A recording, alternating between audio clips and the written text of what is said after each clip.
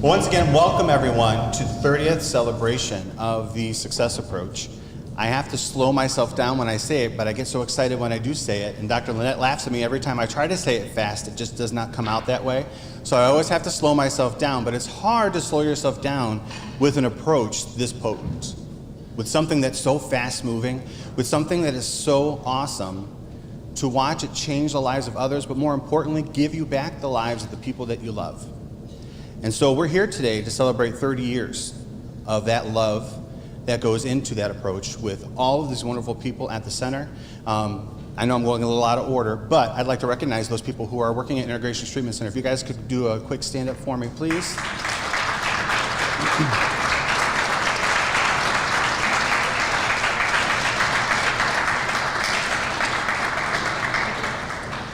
Thank you so much.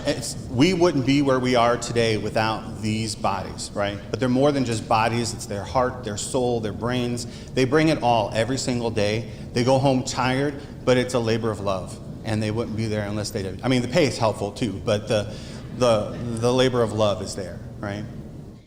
We'd also like to ask for a round of applause for a man who helps to ensure our program has a happy and healthy home here on campus, here at the Center for Pastoral Leadership. Mr. Phil Gubin. Are you in the room, Phil? Are you nearby, Phil? We'll give him a round of applause anyway.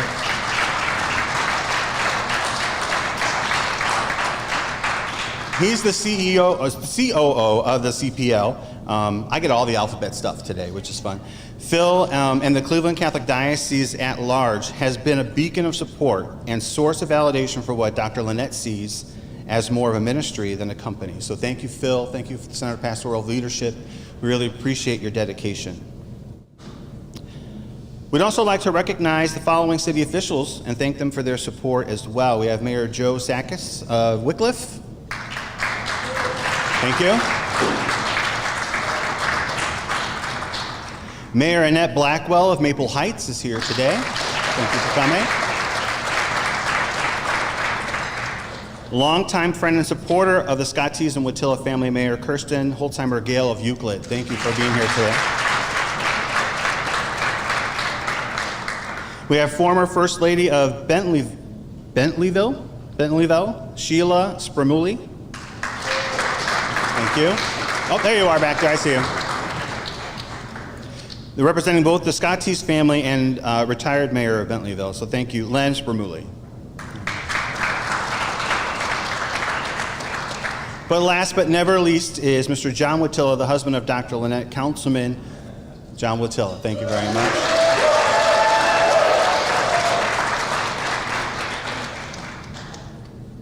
We'd also like to thank and recognize and show our deepest appreciation for the following legislators from the House of Representatives and the Ohio Senate for their support and sincere interest in our work to help Ohio set the new gold standard for children and adults with autism.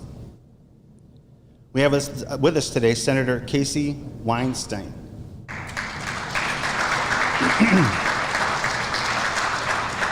Representative Dan Troy, District 23, which is right here. And then Darnell Brewer from District 22. I'm not quite sure if they're all here, but we'll keep clapping for them. But we have Senator Nikki Antonio, who gave us the senatorial proclamation for our work in autism. Senator Tom Patton. Representative Nick Santucci. Representative Bride Rose Sweeney. Representative Jamie Callender. Governor Mike DeWine and his regional rep, Lizzie Goodwin. And U.S. Congressman Dave Joyce from the 14th District, who gave us the United States Congressional Proclamation for our 30th anniversary. Thank you very much. Do we have any other dignitaries in the room that I might have missed? Oh, we are coming to you. Oh, don't worry about that. We got you coming. I got to do all the great people, and then Lynette really gets to do our main representative that we're celebrating today. But all of the leaders that you've heard mentioned today have paid attention to our work and are helping us to pave the way to better tomorrow for those touched by autism. And Dr. Lynette is now going to introduce to you one very special supporter from the Ohio Senate representing this very community here in Lake County. Dr. Lynette.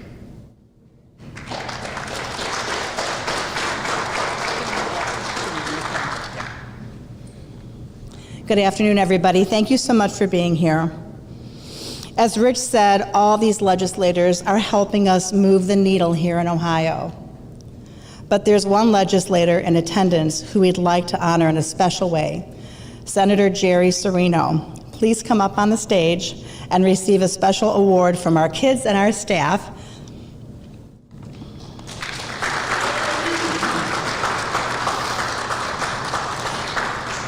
Senator, from the time we first met during your tour of our program with your wife, Donna, you have lifted us up.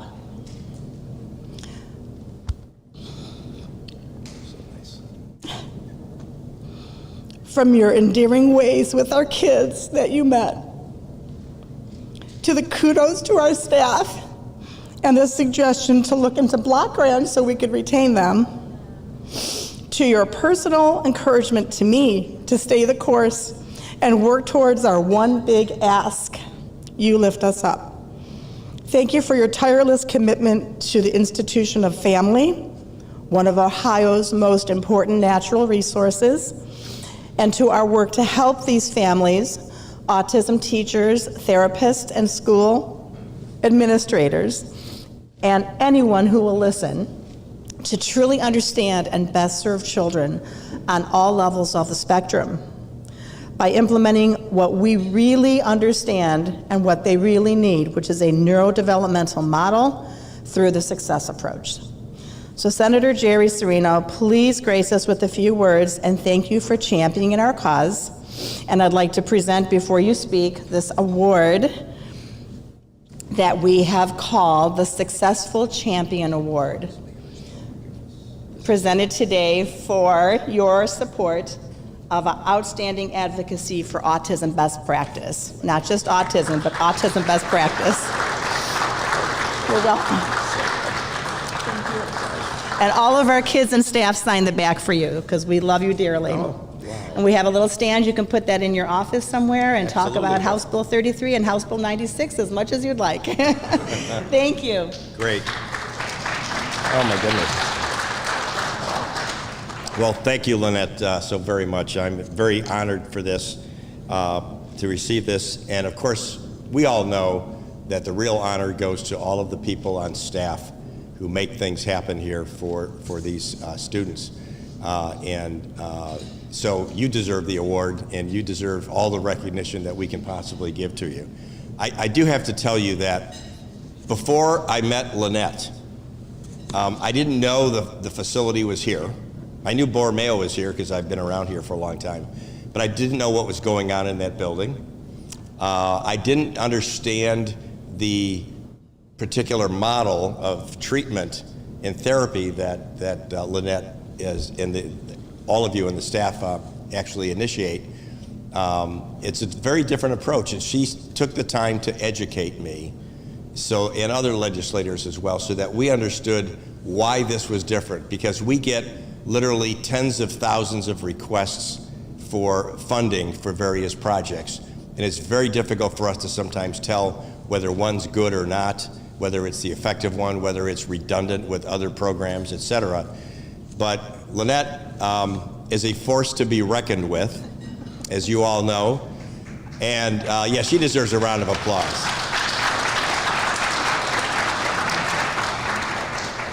Because she was not pushy. She was not, in a way that kind of bothers us, because we get a lot of that during the budget process. But she was consistent. She was looking to educate us, members of my staff and myself.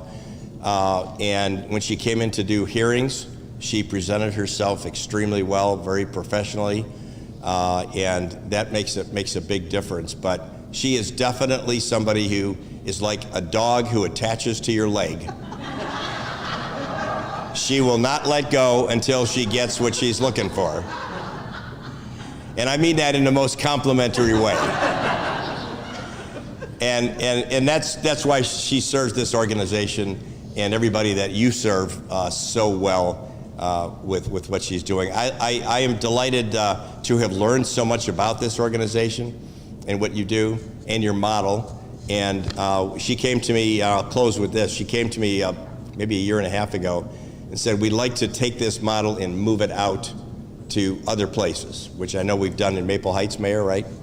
And in Bedford, sorry. That's the whole point, is if it's a good program and it's a great process to go through and a good model for therapy, why would you keep it right here in Wickliffe or right here in Lake County?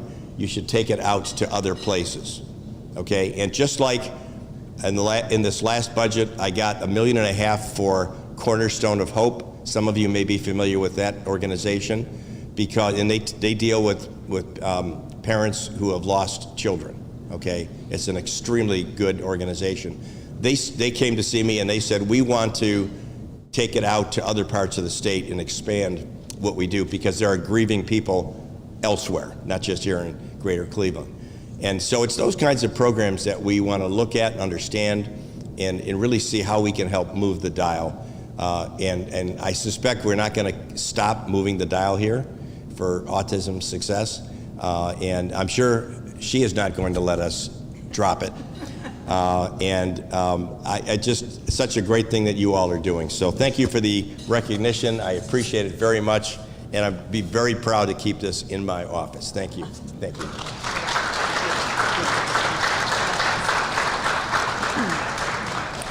Thank you. As I always say, it takes a village and each child is the mayor.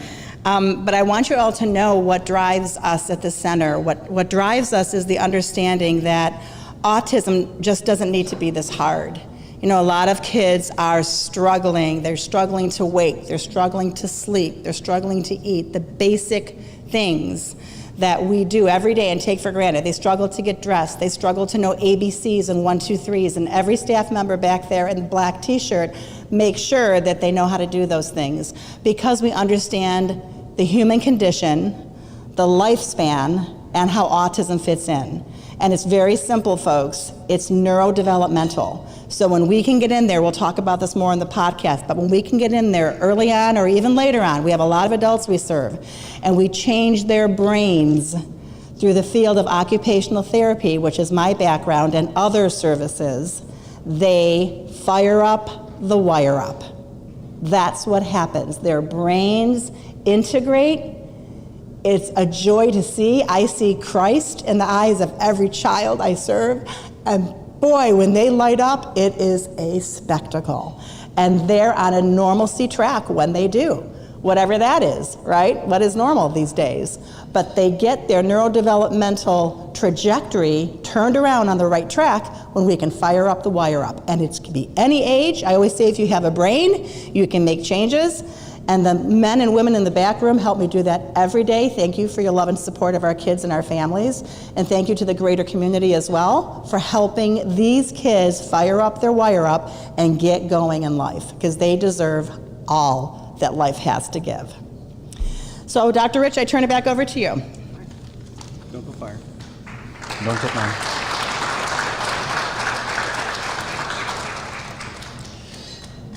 So I guess I should have started with that. My name is Dr. Richard Smith, and I'm on the board of Success for Autism. I'm an educator by trade, and let me just tell you how it is to work with Lynette. All right, so I was working on my doctoral. I needed to find a capstone project to work on, and Dr. Lynette and Ellen were having lunch at a picnic table as I was picking one of my lovelies up for the day. And I said, hey, have you thought about doing this parent training thing online? And Lynette says, well, how much is that going to cost? I said, well, I have a project that I have to work on for my doctoral capstone, so what if I made that my capstone? She goes, so are you saying free? And I said, yes, absolutely. I'll be doing. So I went into the trenches with Ellen and Lynette and really got a good flair. I mean, I kind of knew before, right, because we have two lovelies that have gone through the center. But it's amazing to watch the lives that are changed every day. Now, you're going to see this live podcast. Please stick around for that because it's something to behold. And let me just tell you that Dr. Lynn and I have way too much fun filming this sometimes that we have to cut out all the bloopers. Well, guess what, guys? You get the live show today, so you get bloopers and all. So enjoy those because I'm sure they'll happen. But the most important thing is when you watch us work together, we come from two different perspectives. We come from OT, we come from education, but it's amazing to see how it blends, right, and how it comes together. And so you're going to hear a lot today about where we've been with the funding that we've received from the state of Ohio. You're going to see where we're headed, and it's really exciting stuff. And it really comes down to our educators. If we really want to make sure that our students have the best, we have to give them the best. And so that's what this funding is going to be helping us to do. So thank you very much for that. Well, we'd also like to recognize some people this afternoon from our planning committee. We have Lisa Welsh, who's also a board member. Thank you very much, Lisa, for your work today. Lisa Gallagher, where are you at, Lisa? Are you over there? Thank you so much. I still haven't figured out how to make sure I get the attention of the right Lisa when we're having these meetings, but it's been working so far. Aaron Drew, thank you very much for coordinating everything today. And Dara Holmes, thank you so much for all your work and getting everything all squared away. We also have some special volunteers that are on the list that, here we go. I'd also like to recognize the Wattilla family, all right? The boys, Paul, Dominic, Adam, and John, we're gonna throw you in with the boys too. And we have Kathleen Pistotnik, who's been helping us. She was our person who checked in.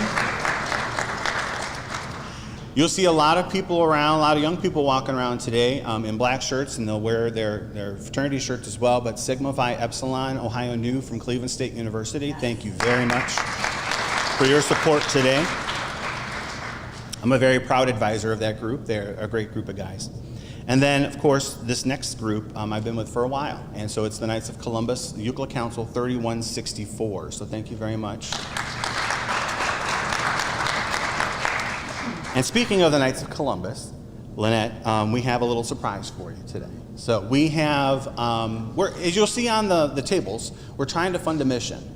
And that mission is to offer this parent training to as many people as we can. So we're raising some funds today for that, to offer them scholarships. What was important about that project that I told you about earlier was that it got parents to the approach without having to leave their home. It's hard to find care. Especially special care for those amazing people with autism. And so this program allowed it to thrive, and we want to get that program out to as many people as possible. So if you're a Venmo or a PayPal person, you want to make a slight donation today, please feel free to do so. And to kick things off, Lynette, we have a check to present from the Knights of Columbus for $1,000 to fund the mission.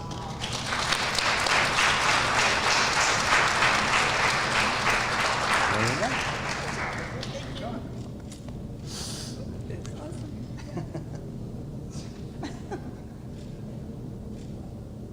Thank you so much, Rich. Appreciate all you guys. We often say it's not a podcast episode unless you cry at least once. So we're going to get that lots today. So we're going to do the live recording here probably in about 20 minutes. There's food in the back. Go around, talk to each other. Please stick around. There's the founders room in the back. We have some activities as well. Yes? Oh, yes. And so what we would normally do is kick off the whole program with this, but we're going to kick off our podcast segment with asking one of our students, Brianne, if she will come up and sing the national anthem for us today. Come on.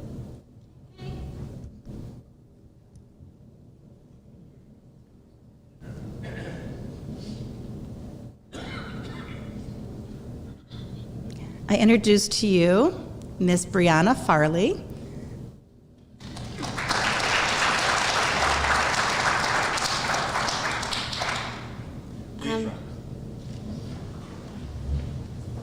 Am I gonna sing this? Yeah, does that work for you? Sure, that works for me. Okay. Okay. Oh, say, can you see by the dawn's early light what so proudly we hailed at the twilight's last gleaming, whose broad stripes and bright stars through the perilous fight o'er the ramparts we watch were so gallantly streaming, and the rocket's red glare, the bombs burst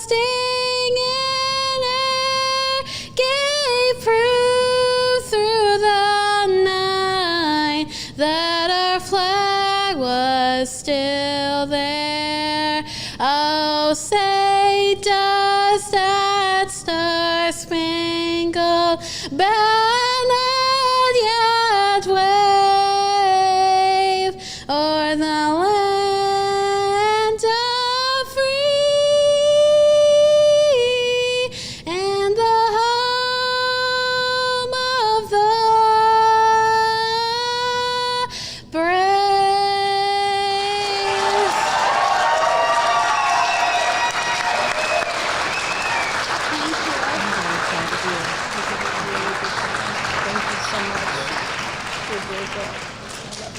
Thank you.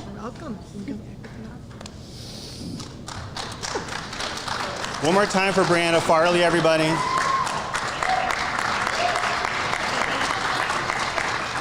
One of our ITC students loves music, obviously, right? And also second, or you're a runner-up for Lake County Idol, right? I believe. So one more time for Brianna Farley, everybody. All right, we're gonna get set up for the podcast, get some food, and we look forward to having you for the show.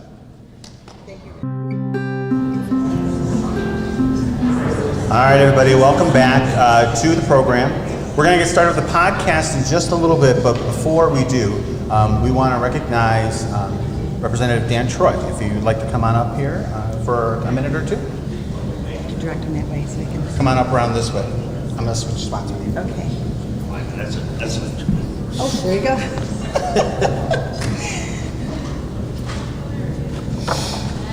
Well, thank you. Good afternoon, and I'm certainly happy to be here. I've been to your events before. I see we have a commendation from your 28th out there on the table and all that, but this is a milestone. This is 30 years, and Success for Autism.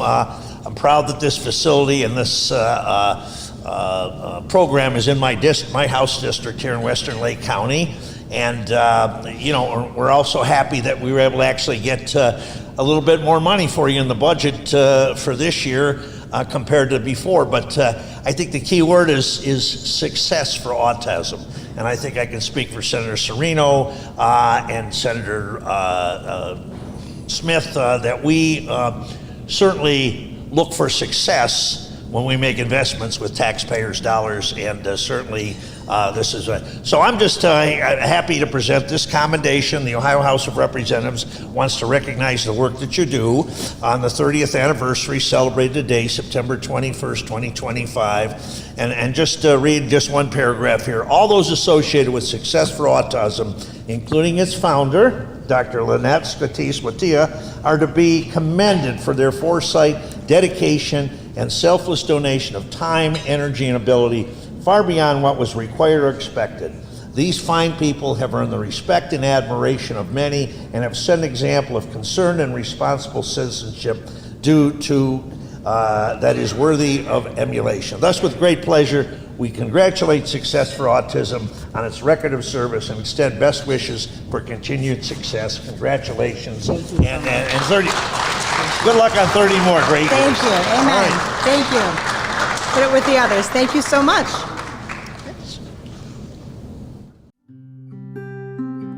Welcome to Connect with Success with Dr. Lynette Skatis-Wattia, where we help connect you with knowledge.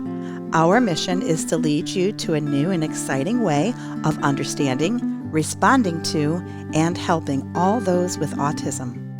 We hope to expand your thinking about how to best serve these amazing people and to support you in your daily struggles and celebrations. Welcome, everyone, to the latest episode of Connect with Success, a podcast built around the success approach and the person who coined it, Dr. Lynette Skatis-Wattia. We have many special guests with us today as we celebrate not only the 30th anniversary of TSA, but our very first live broadcasts, right? That's right.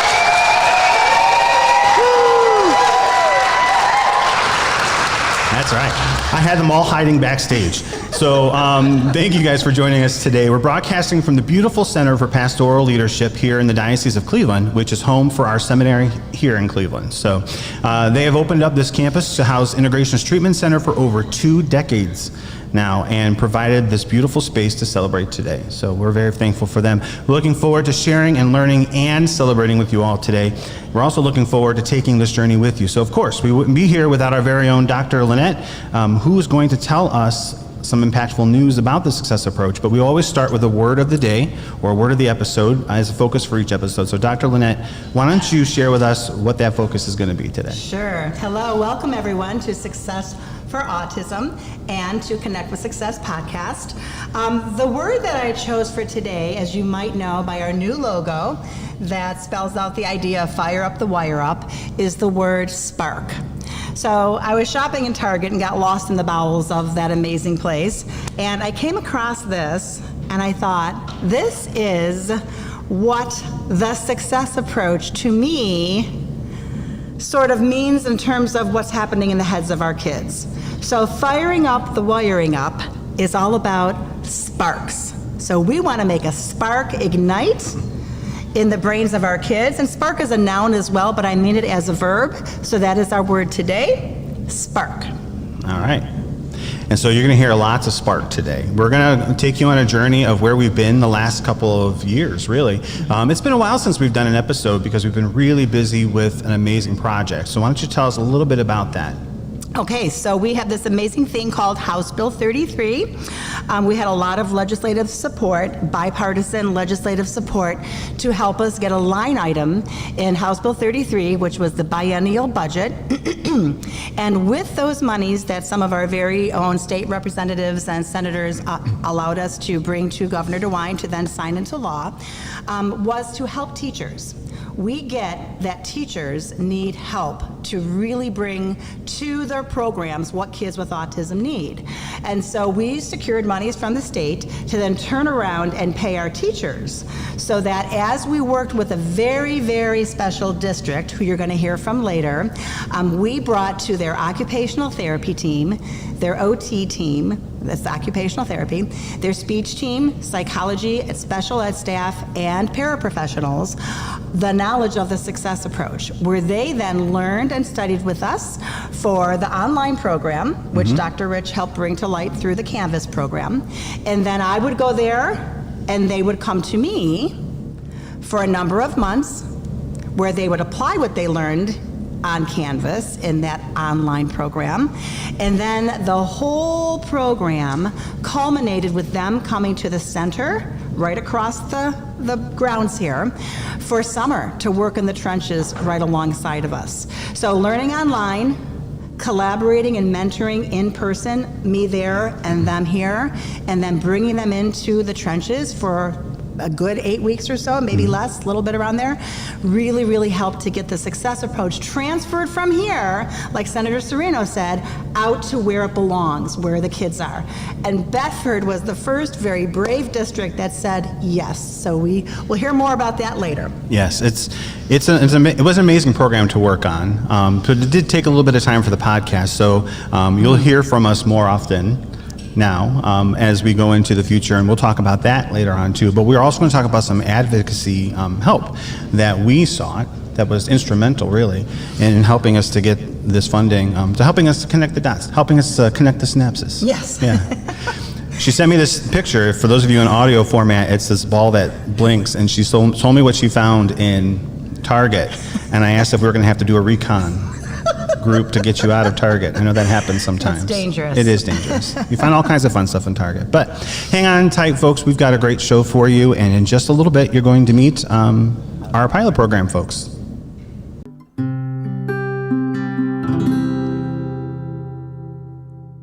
Welcome back to this next part of Connect with Success, on a podcast all about autism and the amazing people that it serves. Before we get into our first guest, we did forget to mention one key thing, and that was we are definitely trying to get this out to others, right? Families who need it right away. And so if you're able to, today as we celebrate our 30th anniversary of the Success Approach, you can do PayPal, or Venmo, right? And you guys can donate that way. We've already raised almost $5,000, I believe, where we're at. So thank you so much for that. Our goal is $15,000 for our event today. But every little bit helps. get this approach a little bit closer to the families that need it the most. So thank you. We have some amazing people here with us today. Yes, my favorite people in the world. Okay. And we have with us some folks from the Bedford School District who decided to, and I always say thank you for your yes when it comes time for vocation, right? Because you guys really took this pilot program. You said you were in need for something. But before we jump into that, why don't you guys introduce yourselves? I'm Katie Pym. I'm a K-2 intervention specialist at Glendale Primary School in Bedford. I'm Malek Debar. I am the RBT. And I'm Marian Armstrong. I'm the supervisor of pupil personnel for Bedford City Schools. All right. Welcome. Where to begin? Yeah, welcome to the show. What drew you to this program? What drew you to coming to find the success approach as a method to help you? Well, timing is everything. So our superintendent, Dr. Johnson, is very forward-thinking, and she said that we need to create a program to complete our continuum of services for special needs students. And one of the things that we looked at is we did not have a program for students with severe autism. So she tasked me for creating a program, and literally about a week later, Lisa called me and said, listen, we've got this program that we'd like to partner with the school system, and I just said, timing is everything. So thank you, Lisa, for calling me, and the rest is history. Yeah, you'll get to meet Lisa Welsh later on in the show because she's a big part of Oh, yes. everything we do here for Had Success for Autism, but especially as we go into the future. So you get a chance to hear from Lisa later on. Thank you. So how would you describe your experience with autism prior to the pilot program? For me, I'm an RBT, which stands for Registered Behavioral Tech. I've worked with children with autism in ABA therapy setting. So I did come with knowledge of autism and specifically ABA therapy, but I think I've learned a lot after being part of the program, things that I've not learned from ABA therapy, so I'm very grateful. How about you, Katie? I have been in like a self-contained special ed classroom for 11 years. 5 of those years I was an aide, and then 6 teaching. And not everybody with autism is the same, so I'm always open to finding more ways to reach our kids with autism, and it sounded like a good opportunity.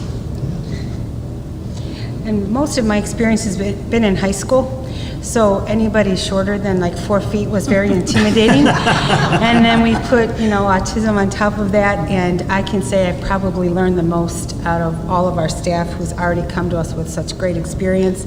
But I learned a lot. So this program was interesting. It had 3 phases to it. The first one was learning about the success approach, how it works, how it operates, the different theories and practices behind it. Then there was some time where we went out into the trenches. Mostly you and your staff went out into the trenches. Alyssa Billick. Thank you, Alyssa. And for getting out there so you guys can get some hands-on with your kids.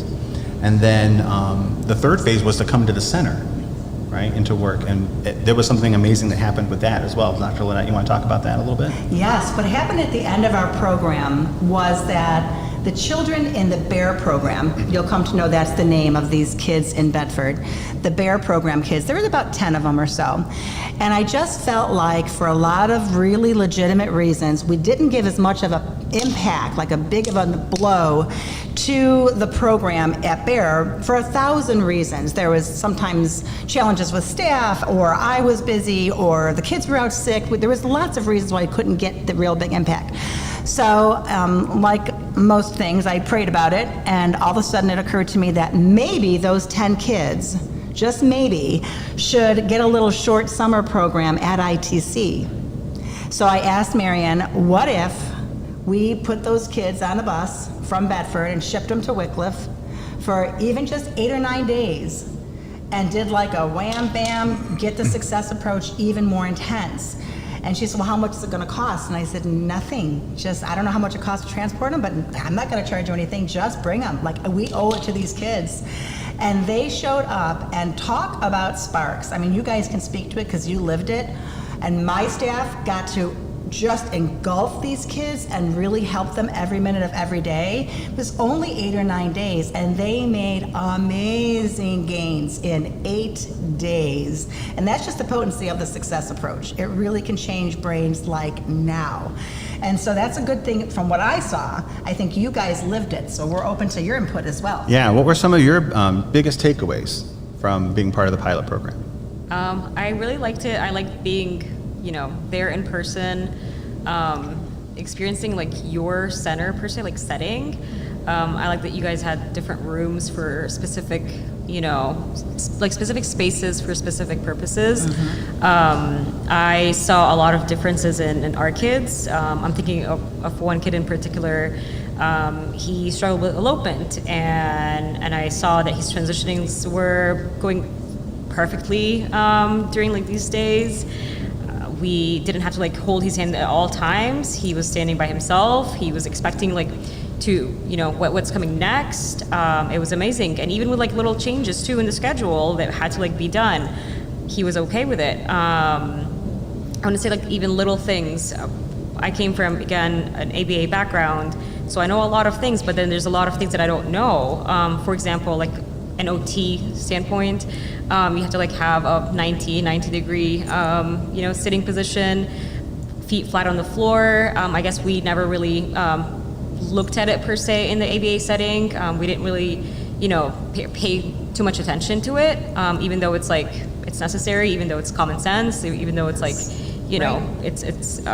so I learned these things at ITC.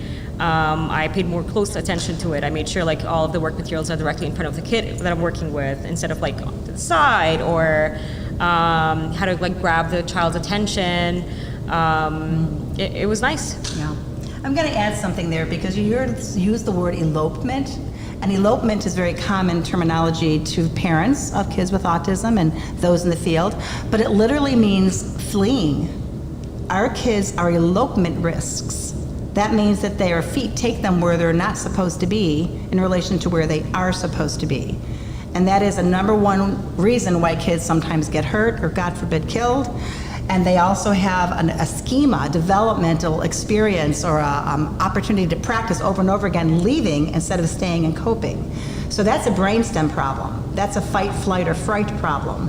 And so the occupational therapists come in and sort of quell their nervous systems, so they don't need to flight. We all need to flee if we're in danger, but walking into a room shouldn't be danger. Transitioning from classroom to classroom shouldn't be danger, but their nervous systems perceive it because they can't tolerate change. So we don't want kids who elope. It's dangerous. So when Malak says their elopement went down, it means that they were functional and stayed where they were supposed to stay. So even being in place is hard for our kids. And sometimes the repercussions are very dangerous if they're not in one place. The other thing you said is 90-90-90, which is the degrees it sounds like. And occupational therapists know that for a child's brain to be fully engaged and their eyes and hands ready to work, they're supposed to be at a table for work time, not playtime, of course, so that their hips, knees, and ankle are at 90-90-90 degrees, so that both hands are ready and both eyes are ready at midline to engage in work. A lot of our kids are like this, or they're like this, or they're not even sitting. And so even just posturally, their bodies cannot possibly engage their brain in the attention process. So I point those things out because you use the most perfect terms, common sense, but it isn't really. It might be common sense, but it isn't common knowledge. So this is where occupational therapy, and I think Marianne will speak to this later, of the importance of it in the districts. We know the brain and body, we've studied it, we understand how the brain is impacted by stimuli and as well as the motor challenges, and we can bring so much to the table if we're just invited into the classroom setting. Thank you. Yeah, that was perfect. I did want to add, actually, I learned a lot about schema too. Schema, yeah. Building schema, and that was something that I, keep in my pocket wherever I go. Yeah. Yeah. Kate, what about for you? What's been most impactful in your journey through TSA? So I didn't get a lot of hands-on time in my personal classroom. I was brought on later. So a lot of what I saw and learned was at the center this summer. And I mean, so much. Everything what you guys were just saying, the schema is huge. learning to slow down, not use as many words. In my classroom, I feel like I'm always talking and using a lot of words, so it really helped to, if they don't understand half the things coming out of my mouth, why am I saying them? Like breaking it down into smaller things. Patience, waiting for the response, waiting, counting to 10, that kind of stuff. Just really seeing how you run everything at the center has helped me so far this year in my classroom. Good, great. I've already taken some things and it's working, so. Because that's what we say about the success approach, really. It's not just about students or learning, it's learning for life. Yes. Really, it is. And you can apply it everywhere. Lynette always jokes that you can use it on your husband, wife, or the dog, too.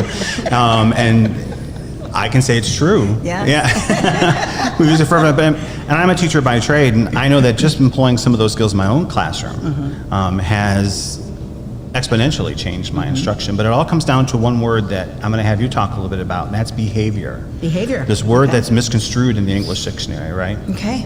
And so tell us a little bit about the viewpoint of TSA with behavior Yeah. versus what we know behavior to be. Okay. So first I'll start with what we know behavior to be. And some of you in the audience and those listening all over, by the way, shout out to Maria Lynette Wattila in Greece. We have an international streamer right now online. Love you, Maria. She's also an occupational therapist, so she knows exactly what I'm going to say about behavior. And that is that most of us think that behavior is reprimand. So, we're shaking your finger saying, no, stop, like we're correcting a child. And what we don't understand, and I always teach in my class, is that behavior really is nothing more or nothing less than a response to a stimulus. It's a response to a stimulus. So if the teacher says, who knows what 2 + 2 is, that's the stimulus. The child raises their hand, that's the behavior. It's a motor behavior, but it's a behavior. And so that's a very wonderful adaptive behavior. A lot of our kids don't have adaptive behaviors, they have maladaptive behaviors. And it's because some stimulus, usually internal to their bodies and brains, is winning over what the teacher is asking or what the friend is introducing or what the mommy wants the kid to do. And so behavior for us is a response to a stimulus. So discipline isn't this. Discipline at ITC and under the success approach model is defined by giving a child all the supports they need to do a task and then supporting them in doing it. That's discipline. Because anything else, if we're not giving them all the supports they need to perform a task, then we're setting them up to fail and come in lesser than our standard, and then we come in and discipline them because they didn't do something. So if I know that a child needs to regulate by moving their body and then coming down to a fine motor task for OT, then that's part of my experience with them and therapy with them, is to give them what they need through movement or swinging or jumping or being on a trampoline, and then coming to task to do the fine motor. If I didn't give that and the child comes to the table and breaks a pencil because they're frustrated, shame on me. Because I know that brain and that child need movement first before they come to task. That's a good example. You feed their nervous system what they need. Just much like you all took a cup of coffee this morning, those of you that are coffee drinkers, you regulated with caffeine before you did anything else. Some people won't even be talked to unless they have coffee. It regulates them so much. So put that on a grander scale and apply it to autism, and you'll understand that behavior is just a response to a stimulus, and it's up to us to know that, to respect that, and to feed them what they need before we expect anything of them. And then behavior doesn't even start. Voila. Yeah, and that's all part of this ABC paradigm that we're working on for this next phase. We'll talk about that a little bit later. But it's all about perspective taking. I think instead of behavior, we look at perspective taking in terms of how can we be at their level to figure out where they're at, to help them out of where they're at so that they can learn. And we call that in the success approach, observing readiness. Yes. Right, making sure they're ready to receive the message before we even try to give it to them. And all of us are that way, right? Because if we're not ready to receive a message, why am I talking to you? It's like talking to the wall, right? So I know you guys experience that. It's changed your perspective, is right. So how has TSA changed your perspective in the way you do your work? Well, I know that one thing Dr. Lynette taught me is we always say that we're child-centered, but what does that really mean? We had one young man who was constantly on the floor, stimming, just doing constantly spinning or whatever, and she taught me that he's never going to sit at the table right now. We have to meet him where he's at. We need to be child-centered. So she showed me to bring a TV tray and bring it to the floor and sit on the floor next to him and do the activities on the TV tray. And within about a month, we had him at the table. But to be truly child-centered is to really meet them where they're at and then scaffold them so that they can do what we need them to do. That's right. So thank you for that. Yeah, you're welcome. You did it very well, I might add. Any last minute takeaways you want to share with the group about how impactful HB 33 was, that funding from that was for this pilot program for you? I can just say it created the framework for our BEAR program, and I've said this a million times. Thank you, thank you, thank you, thank you. We incorporated, the 30 minutes, the engagement, the standing on the wall between sessions, everything. Dr. Lynette came in with her team and basically built a framework up for our BEAR program that we're using today, and we've seen great successes in our kids, and I'm very grateful for that. Thank you. Thank you for saying yes. I may add also preparing work ahead of time, making sure everything is ready because, free time equals behaviors, maladaptive behaviors. If the kid is not engaged, then they're engaging in other things like maladaptive behaviors. So I love that.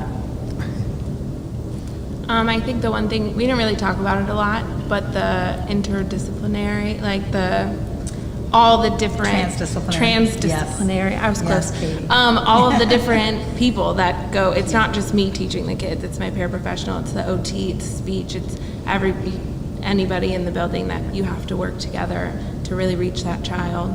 That's right. Yeah, and TSA really does take that adage that it takes a village. Yes. Right, and in that village, you're looking at your psych, your OT, your speech, your special ed. I mean, it's all interwoven, and so it teaches you how to lower those silos, and you guys did a phenomenal job with that during this program. It was one of the best things to see because we know it works. I've seen Dr. Lynette work miracles. I've been lucky enough to join her on this journey, but to take that and try to replicate it somewhere else, thank you guys so much for that. You and your crew for that. Yes, that was amazing. Yeah. Anything else? No, you nailed it. Thank you. Well, thank you guys for joining us. Thank you for listening. We'll be right back with our next segment right after this.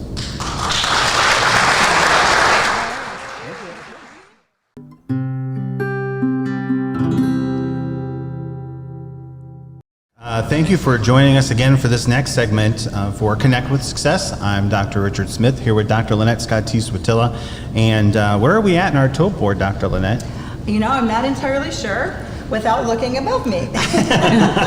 And it looks like we are almost at $5,000. Is that right, Paul Watella? That's awesome. Nice job, everybody. 1 day's worth of work. Thank you, everybody. Yeah. That's awesome. Thank you. Well, and so let's talk about that. I mean, this is money that we're raising for families and scholarships here personally as we celebrate the 30th anniversary of the Success Approach, launching into the next 30 years, firing up the wire up, right? Mm-hmm. But this whole program that we just heard about from the amazing folks from Bedford, HB 33, it didn't just fall into our laps, right? We weren't just graced by God with this money, although by the grace of God, we were able to get it. That's right. But we had an amazing partner. So with us now on the stage is Becky Watts from G2G Consulting. How are you? I'm well. Thank you for having me. Great. So why don't you tell us a little bit about G2G? Sure. Thank you. Again, I'm Becky Watts. I'm a vice president at G2G Consulting. G2G stands for Government to Growth. We are a government affairs consulting firm. We were founded in Cleveland about 18 years ago. I joined 17 years ago. So we have offices in Cleveland, Columbus, and Washington, D.C., and we do advocacy and lobbying work with nonprofits, with businesses, with national, with local, all different types of entities who are trying to conduct advocacy at generally at the state and federal levels of government, sometimes local as well. And Lena, how did we find G2G? A wonderful man named Paul Porosky, who is our accountant. Anyone who knows me and my family know that we do a lot of things because we're called to. not because they bring us riches, so to speak. And so as a result, Integrations Treatment Center has kind of struggled over the years. It's not been a place that's, really been easy to run from a financial standpoint, let's put it that way. And so we trained accountants, and as we did, Paul said to me, "Why are you not making money?" And I said, "I don't know. I'm a therapist. What do I know about making money? I'm just called to do this, so I'm here." And he said, "Oh, you need some lobbying. The government needs to know about this. The state needs to know about this. You are a diamond in the rough. You are changing lives. This can't die when you die." And I'm like, "That's what I've been saying, but how do I do that?" And he said, "You need to call G2G. They're amazing advocates, and they will get you in contact with the right people in the right way. And if it's meant to be, things will happen."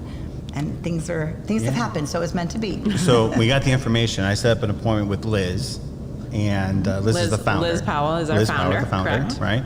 And I was outside of a cafe in Kent that is a trailer car, right? And then as I'm talking to Liz, she's getting ready to tell me the main spiel, and then the train passes by. As she's telling me that, and I'm just nodding my head because it was a video chat, and I'm like, I think I got most of what you were saying, but it was a funny interaction. I don't think I knew that. Yeah.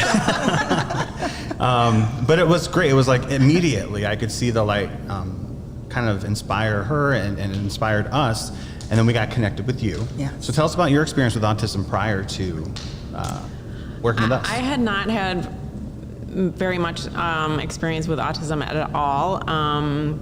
I have 3 children myself. One has a 504 plan in school, so I had some experience with working with speech and OT and the support system of the school and externally, but all disparately and so I didn't know a lot about autism before I came to work here, but once I started learning, everything that you have ever said very much resonates with me, even just because of my experience with working with speech and OT and psych and special ed, just in different silos.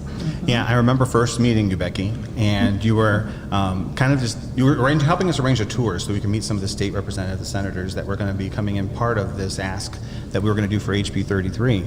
And you were just kind of like on the tour with us. Yes. And then I think at this point, and if you saw any of the pictures from the slideshow, any of the ones with representatives, that was Becky. She was there. She was behind the camera getting all that footage. Yes. But I think she could honestly lead the tours now Absolutely. at this point in time. Now you so, can. Yeah. Yes, I have been on many tours, and each time I learned so much about the success approach, and it's so fascinating to watch and be there for each elected official or their staff and the questions that they ask to learn more about it. And every time people walk away like, wow, how did I not know about this? In my backyard. Yes, we get that a lot. Yeah, and so it's been a really wonderful journey. And I think when you're there, you see how different, like Katie Pym said, how different each child is. Yes. Very different. Autism looks very different. And so the success approach needs to be sort of individualized Yes. to meet their need. I always say it's like different recipes, they're all different ingredients, but you make your own recipe for this child, that child, this adult, that adult, whatever it takes. And you saw that firsthand. Yes, absolutely. And so has this changed your perspective on advocacy now in terms of have other groups approached you, or have we inspired other groups to follow you guys? Well, I would say one thing that's notable that was sort of referenced earlier today by some of our elected officials who are here is that Lynette is a very natural advocate. And she's so good at so many things, and advocacy is included in that. Her passion shines through, her devotion and her depth of knowledge shine through in every meeting, every interaction we have with a public official, and that has been the cornerstone of the work, I think the success of our advocacy. But, it also takes strategy and understanding who the players are and who who's making the decisions, who to talk to, how to present that information. As your state representative and state senator kind of referenced earlier in the day, they get lots of advocates coming to them on a daily basis, especially during the state operating budget process. And so to differentiate yourself, it takes strategy, it takes very pointed, knowing how to give the little elevator pitch, sometimes on an elevator, about who you are, what you're doing, and the impact you're making, and why it's different, and why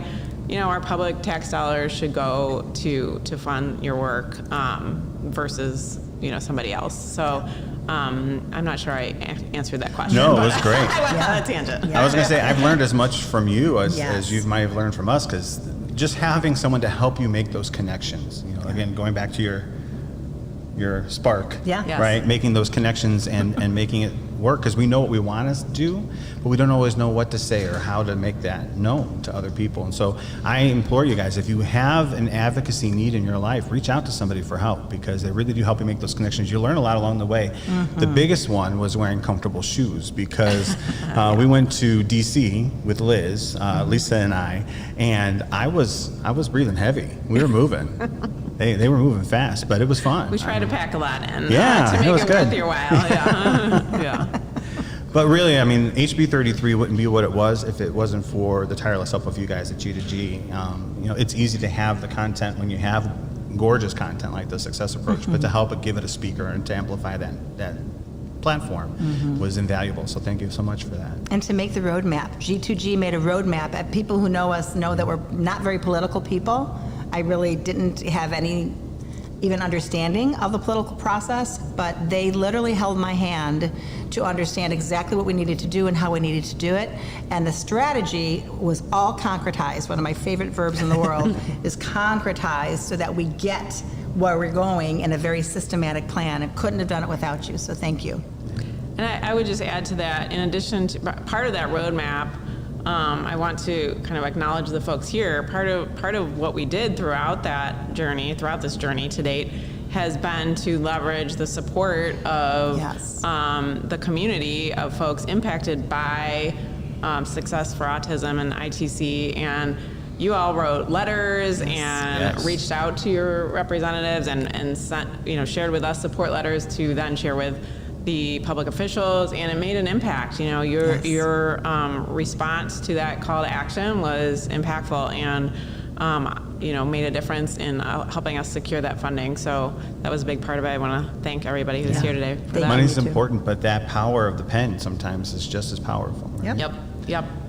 It's amazing. And I also wanted to point out, too, that if you notice the list of people that we thanked at the beginning of the program, it was bipartisan. This was not a party issue. Autism's not a party issue. Nope. It's a bipartisan effort, a clean effort by people helping people. Yes, very bipartisan, and that's part of, I think, an important part of the strategy is talking to folks on both sides of the aisle, talking to legislators on the committees of jurisdiction over the budget, but also over education and higher ed and all the different sort of parts of government that are impacting those who are serving people with autism. So we really, laid that out in our roadmap initially, and sometimes one conversation leads you into a suggestion to talk to somebody else who perhaps has a child with autism or has some experience, and so a lot of connecting those dots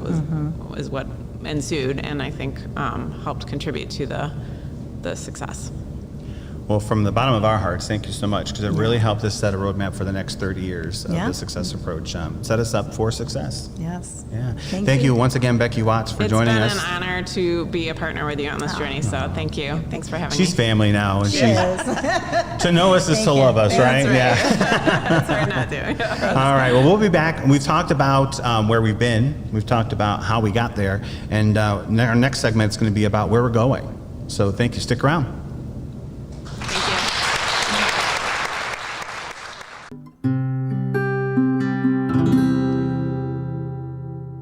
All right, welcome back to Connect with Success, a podcast all about the Success Approach, and I'm here with the amazing Dr. Lynette Scott T-Swatilla, who is celebrating 30 years of the Success Approach. Amazing. Doesn't feel that long. Even more amazing because you're only 31. How did that happen? Yeah.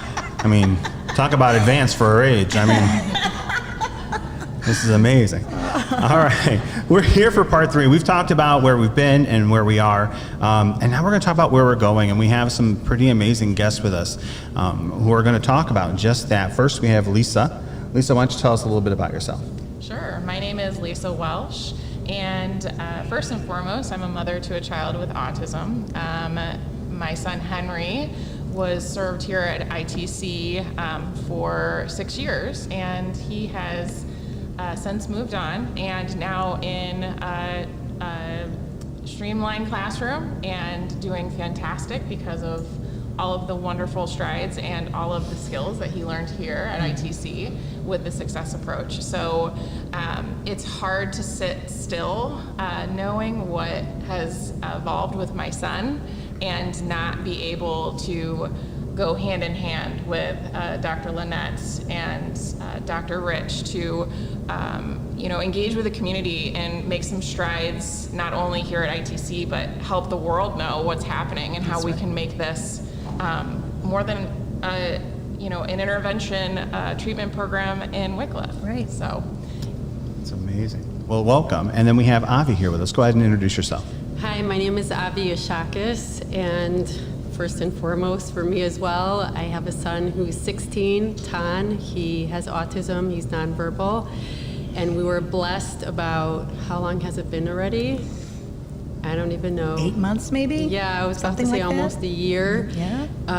Being introduced to the success approach, and it has changed his life, our lives as a family, and now hopefully moving out into the world with my new program named Shemesh, which is Hebrew for sunshine, illuminating the path to success. To finally spread the word, because as I said to Dr. Lynette, where have you been? But the question really was, where have I been? So let's talk about that a little bit more. So you've been inspired by the success approach to open up a center based on the success approach, right? Yes. Okay. Yes. Back to where, as a mom, I would do anything to find answers for my son. Autism was always pretty much a nightmare, very, very hard. Going from program to program, model to model, and seeing a little bit of progress, but nothing lasting, nothing real. And every time it was just heartbreaking, and I always knew there was something more. There was that feeling inside, this just isn't right, there has to be something more. And I kept searching, there's no rock that was unturned. I just knew there was something else. And finally, I met somebody named Cheryl Klein, who is she is a retired principal from Broadmoor, and she said, I know exactly what you're looking for. And she said, someone named Dr. Lynette in Wycliffe, here's her number. And I said, Wycliffe, ITC, I never heard about this. I've been scouring the planet for a place for my son. And once we got in touch with Dr. Lynette, I think the first words she said to me was, it doesn't have to be so hard. It's true. And I think that's when I lost it and I started to cry because I knew I was in the right place. Because my son is a blessing and it does come with challenges. But Dr. Lynette and Lisa have brought this ease and comfort and real-time, lasting help of success that I've never experienced before. You hit upon something so potent, and that's the word hope. Lisa's talked about, her child. I've had 2 go through the program. You've got yours going through the program, and I think what you see the common thread here is the hope that TSA has been offering to families for 30 years. It's just so powerful. And so this has inspired you to kind of open this up bigger, right? So talk about your mission for your center. Yes, my mission is to spread Dr. Lynette's legacy because it's just too good to keep quiet. It's not even fair, honestly. So we've opened up, we just finished our 4th week, and Lisa has been amazing in supporting me, coaching me through this, because I would say to Lisa, I can't do this. She's like, yes, you can. My background is education, so I've taught 1st grade for 15 years until my son regressed into autism. So I always had a passion for teaching and helping children, and now I feel like God is saying, okay, take your passion for teaching, it's not lost, and your experience with autism, especially with the success approach, mix it up into this beautiful recipe to help these children. And when these children come in, we have right now 4 altogether, including my son, and we are growing. There are people who are hearing about us and they're like, what is the success approach? And pretty much it is believing in the child. For example, we're meeting them where they are, reaching the child, and then teaching. So, for example, with my son, he would be pacing back and forth. So Dr. Lynette's like, okay, he paces back and forth, let's get him to do purposeful movement. Since he has that pacing, we're gonna walk across the campus to the mailroom to pick up the mail and bring it all the way back. And along the way, Dr. Lynette was speaking to my son at his age level. And that also, I mean, I've just been crying along the way to see him rise up to the occasion, because someone's talking to me like I'm 16 and not like I'm deaf and stupid. You know, I'm a person who gets it and understands, and it's respect and it's understanding the child. And I have that on video, as you know, this is what the success approach teaches me, get it all on video. He's walking with this huge box, and when it's too heavy, he puts it down, and Dr. Lynette's, I see that's heavy for you, we can take a break until you're ready to move on. And then he picks it up and moves on. It's that simple, but I've never experienced that before. And in Katie's interview, when we did this prior to, you had mentioned that you're seeing yourself using different words in your classroom now, right? Instead of just saying, you can't do this or whatnot, you're saying, it's hard, I know. You're meeting them where they are. I just wanted to bring that up because you're speaking my language too, obviously, because you were a teacher. But there was something you said in your pre-interview that really caught my ear, and that was that the teacher comes when the student is ready. Yeah, because when I say, where were you all my life? I was looking for 10 years, over a decade, but I wasn't ready. And this readiness that I'm speaking of, it's when I was ready to open up my mind and listen to something new. A lot of parents can't believe that there's something else out there. Yes. It has to be this, and this, and that's not the truth. And this readiness flows into the readiness of the child in the success approach. They can't learn unless they're ready. So if I see that, you know, looking at something, and Dr. Lynette has taught us, I see you're looking at that. I need you to come look over here, gently, you know, and to see where they are, see that they're ready, because then they'll have the awareness to be receptive to what we're presenting.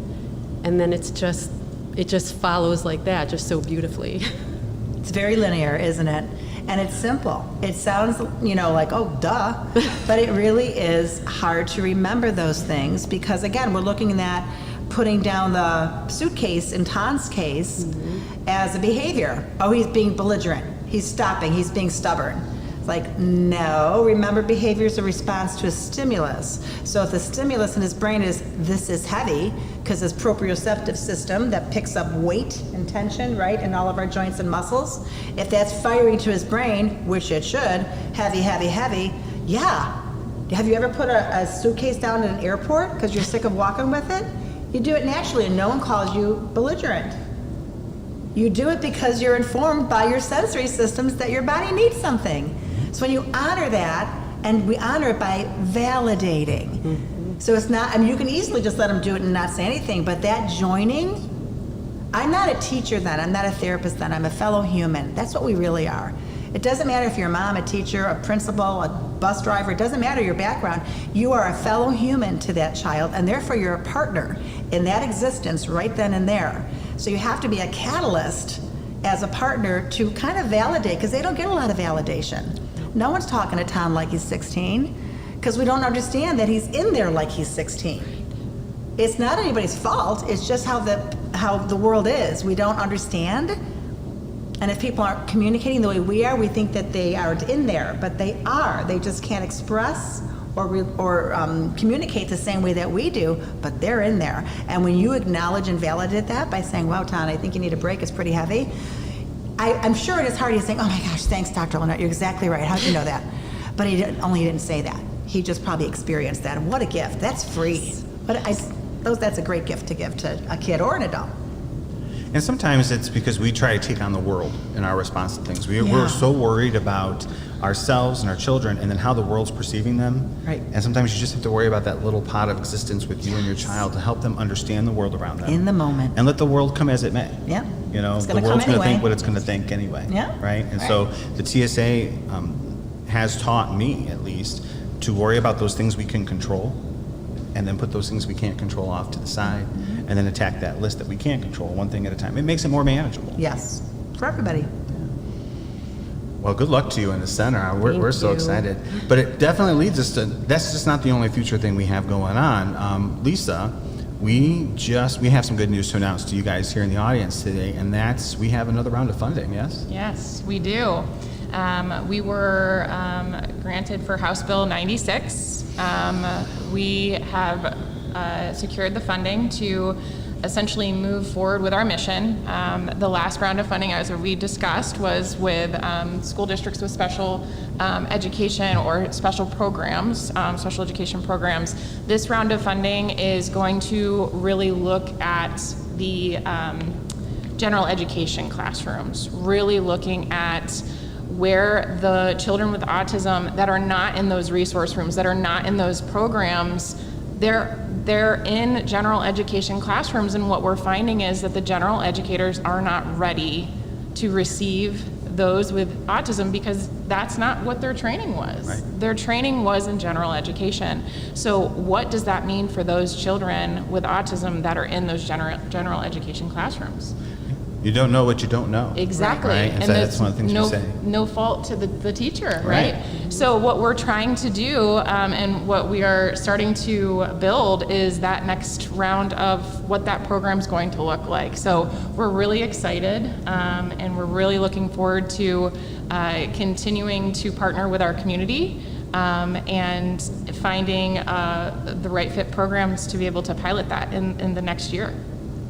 So it's a new acronym called SERVICES, which stands for Special Education Relief via Integrated Classroom Education Strategies. So it's basically taking what the teachers already know and giving them a different lens to look at it so that they can meet the incidence in autism now is 1 in 31. Yeah. Correct, right? Yes. 1 in 31. Started out 1 in 10,000 back in the 90s. 40 years ago, 40 when I years entered ago. the field, it was 1 in 40,000?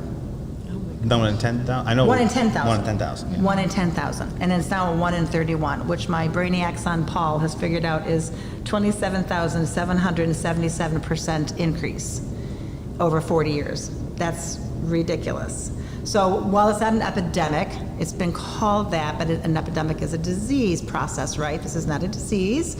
It might be epidemic proportions, because 1 in 10,000 compared to 1 in 31 over 40 years is pretty intense. And as Lisa's done some research, she's helped us know that it's a 10% predicted increase every year. So next year, it's going to be that much more prevalent. So we need to help our special ed teachers and that staff for sure, as well as general ed, because they didn't sign up for this. You're a general ed teacher, you go in, you think you're gonna have 30 kids, 1 on 30, you do your classrooms, and you have kids with autism. And you're not able to deliver the training that you've been given. So we know we have the tools, the success approach and this new service model will do that, but we need to bring it to them because attrition is real and they're leaving the field. We're losing our teachers, good teachers who dedicate their training and their funds and really a big part of their life to learn to do what they need to do. They're leaving the field. So we're here to help to retain all that because kids need us. The first word of the acronym for success is strategic. Yes. And we did a retreat a little while ago. Lisa, do you want to talk about, it's not just by accident, as you always say, nothing's by accident, right? So it's not by accident that we came up with this next phase, but it's definitely something that's part of a bigger wheel. Yes. Yeah, so we had a retreat for our SFA board, and we had discussed what does that look like for strategic initiatives moving forward, right? Like we want to make an impact, a splash everywhere, and how do we do that? Well, first, where are those with autism? Primarily in those resource rooms or those special programs. but now we're finding they are also obviously flooding into the general education classrooms. Well, also, children with autism don't remain children. They grow up and they become adults and they go into the workforce. And is the workforce ready for those with autism? What we're finding is no.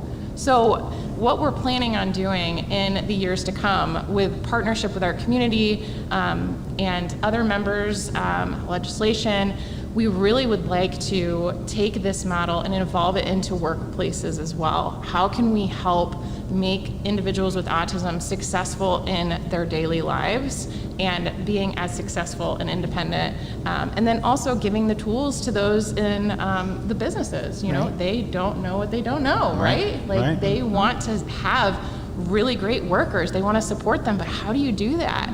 So really looking at years to come is how are we going to make a splash in more than schools? We're going to take it to the workforce too. So hang on, folks, because there's more research to be done and there's more help on the way when it comes to TSA.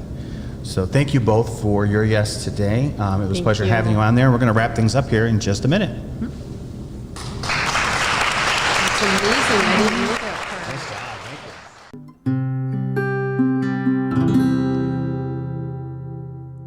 All right, we're back, and we're going to wrap up this potent episode. I would say it was probably my word for this episode would be potent. We've talked about where we've been and where we are and where we're headed, and that there's help on the way, that there's help for everybody that's out there. And it's a team effort to deliver that help. And that's what we're seeing in the people that have partnered with us, whether they're legislative, local people, people in the trenches, parents, our families are so vital to really bringing this to where it needs to be at home with these kids too. So where would you say, would you have imagined that you were going to be right here, right now, celebrating 30 years of the Success Approach 30 years ago? No, not at all. What did I know about any of this back then? I was just a little OT that wanted to do what I thought I was called to do, which was do something special for people with autism, and met 1,000 people since then that had similar vision that have joined us on some level. And that one thing led to another, and here we are all these years later. Yeah, it's impressive.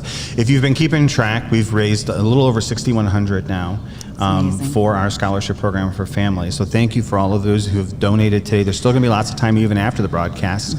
Feel free to watch it back and scan those QR codes and figure out a way to donate if you can. But what we did learn today, even in the advocacy session with Becky, was that it's more than just money. It's just having the sheer force of will sometimes to get that message out there. That's right. To have the stamina to, I always say, shout from the mountaintops, share your message. And you know, when we're out there, even if we're not comfortable advocating or such, when we're at a store and a mom is struggling, or a dad is struggling, or an auntie or a babysitter is struggling with a child with autism, we have a choice what we do about that.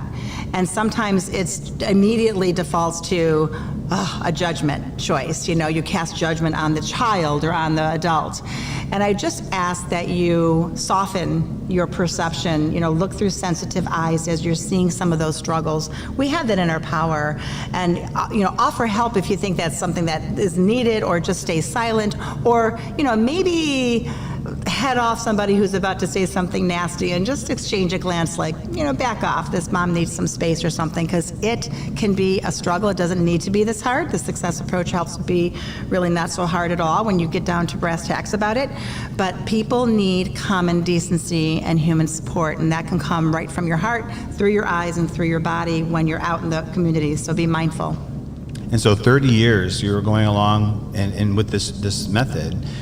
Did you think you'd have all this kind of support 30 years later? Like, this is crazy. Well, no, but if I would have said, would you have support for anything I want to do, I would say yes, because not only is my family supportive, both the Scottises and the Watillas, but I'm born into a Roman Catholic family where of service, you put yourself out there as service, and as you serve others, you join the community, and you have that opportunity to have a network of support. So it's come back to me, I think, because I put myself out there to receive, and that's the beauty of it. So I think that's our takeaway for the episode, folks, is be the village. Yeah. Don't just be part of a village. Don't just watch a village happen, but be the village for someone today. Lend them that support. Lend them that opportunity of grace and dignity so that they can thrive together. All right.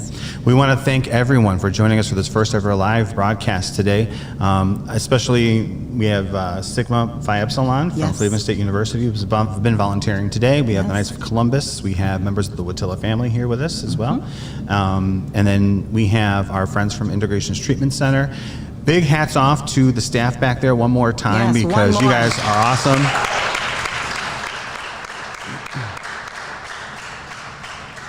And there's never a day you encounter them where there's not a smile accompanied, and despite their day. So we thank you guys so much for that. Whatever hardships you hide in there, we acknowledge and we thank you for it. So thank you guys once again, and congratulations, Lynette, and Thank you. the Success Approach. Have a great evening, everyone. Thank you. We hope that you learned something today to help you on your journey with autism. We'll share more on our next Connect with Success podcast. Until then, expect success. The Success Approach is a registered service mark protected under intellectual property law. Unless otherwise specified, all music, audiovisual, and proprietary content shared in this podcast is property of Autism Productions, LLC, and its sister agency, Integrations Treatment Center. The use of this content is unlawful without the expressed written consent of aforementioned agency. For more information about the Success Approach, please go to our website at www.thesuccessapproach.org.